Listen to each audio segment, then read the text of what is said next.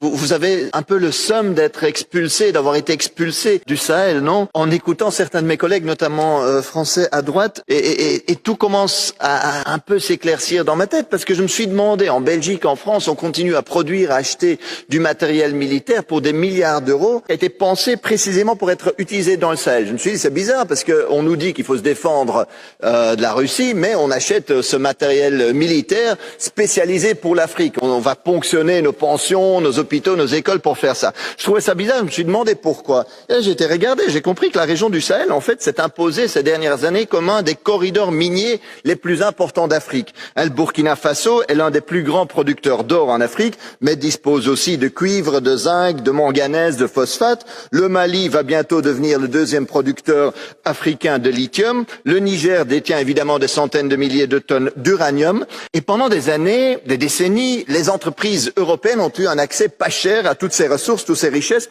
Résultat, des pays pillés et une pauvreté extrême pour leur population. Et maintenant, vous avez peur de perdre ces accès. Mais plutôt de vouloir toujours nous ingérer, de toujours faire la guerre, parce qu'on a vu avec la destruction de la Libye ce que ça donnait, aidons plutôt ces pays avec tout ce qu'on peut pour soutenir leur développement souverain.